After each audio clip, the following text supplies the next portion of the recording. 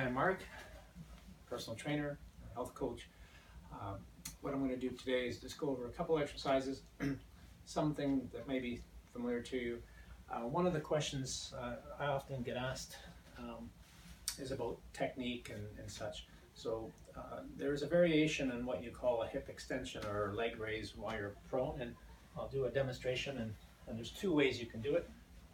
One, simply just a straight leg, drawing the leg up towards the ceiling, and the other one is with the knee bent, flexing the knee joint and or the knee and raising the hip like so. One of the questions I generally will be asked is which one is better, and you may want to start with the one that works the best for you initially. You might want to make sure that before you actually lift the leg, maybe you're tensing up the glute muscles or the hamstrings, anything that will require you to bring that leg up, for instance. The advantage of having the leg bent is there's an assumption that some of the muscles that you might consider, the layman's term might be hamstring, as it were, they may be already engaged before you actually lift the leg off the floor. So either way is fine. You can vary also where the leg may be veering off to one side or the other. But again, you may want to talk to a trainer about what you're working when you're doing it. But there are variations of how the leg's lifted, not just the knee being bent. You can work on kicking the leg and rotating, for instance, to emphasize certain tissues around the joint for the hip and also around the knee, especially when you're considering how you're orienting the leg when you're raising it. So those are a couple of things to consider in terms of what might be best for you to start with. For some people, it's bending the knee and then lifting, which may be easier to start with.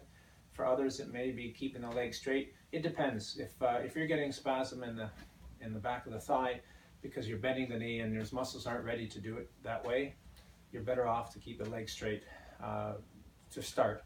But that could change the moment when you think you're doing well. Straight leg may require more than just what you can recruit from those muscles that are lifting the leg straight up. You may find that you have to bend the knee a little bit to get some help. But it really comes down to making sure that before you lift, try and make sure you have some control. Tense up those muscles, and you might be able to work it a bit better. A second thing that kind of relates to the midsection as well.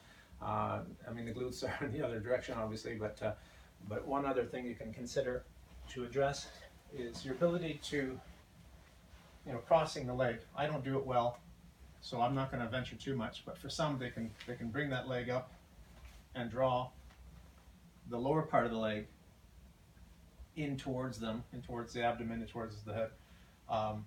But if you're having difficulties doing that, you may want to start with just trying to get some effort.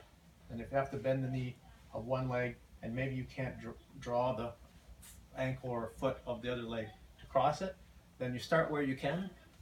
You can still emphasize where maybe you're kind of working on, in this case with hip flexors, you can lightly press into your hand as opposed to pushing, because oftentimes the difference in terms of what we consider stretching is I might push on that to try and see if I can lengthen the tissues in the front of the thigh, the hip area.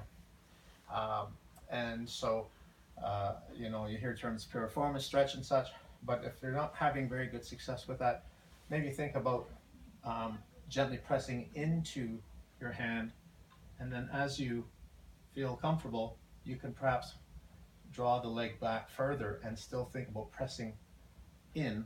So hopefully you'll feel that you're lengthening it, but you're doing it with the permission of the muscles that actually help to contract, initially to shorten, to bring towards you, and then in some ways lengthening, because if those muscles are able to work at all, you may find that they have a little bit of give or a little play on either side. So for instance, if you're pressing up and in, you may find that it, I don't want to say relaxes, but it takes a little pressure off the joint because it's getting comfortable with you being in that position. So as I've heard someone talk about, trying to improve your flexibility, you want to visit that position regularly. So don't feel like you have to start off with the first time off oh, I've got to go, bring that leg behind my head kind of thing. It's not what you're being asked to do. Think about pressing up, for instance, just to see if those muscles even work. And then if it has a bit of give, you can lengthen this tissue here in the front, and press again towards your hand and towards your chest and abdomen.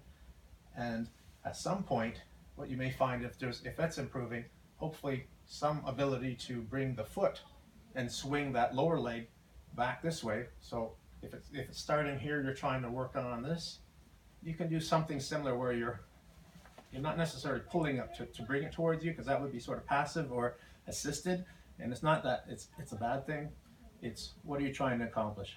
If you're trying to get these muscles in the core to support them, to work a bit better, it might help to be able to push in to improve its ability to shorten. And this is where some of the training that I received through muscle activation techniques and resistance training specialists have kind of helped understand the process of, finding a spot that you can work with, what you have available to you, and hopefully over time, if you've been working on them, you'll notice a difference in the ability to contract the muscles better in different ranges, not just in shortening, which is great, but also, as we mentioned, in lengthening. So if I'm going to try and bring that leg back towards the floor, I want to know that these muscles are still able to contract to better control. So the analogy might be, for instance, that when you think about somebody who's doing a bicep curl, you're told to slow down or eccentrically control that weight so it's not dropping on you. So similarly, this would be the same way, where you're trying to lengthen the muscle, like in the sense that you want to be able to get flexibility, but you want to know that these muscles were permitting, or the nervous system permitted you to go to that position. So if you have any questions, you can respond to the video in kind, and apologize for the amateur workmanship, but hopefully this will give you just a general idea of the thought process behind why you might do certain things. Not to say something is good or bad.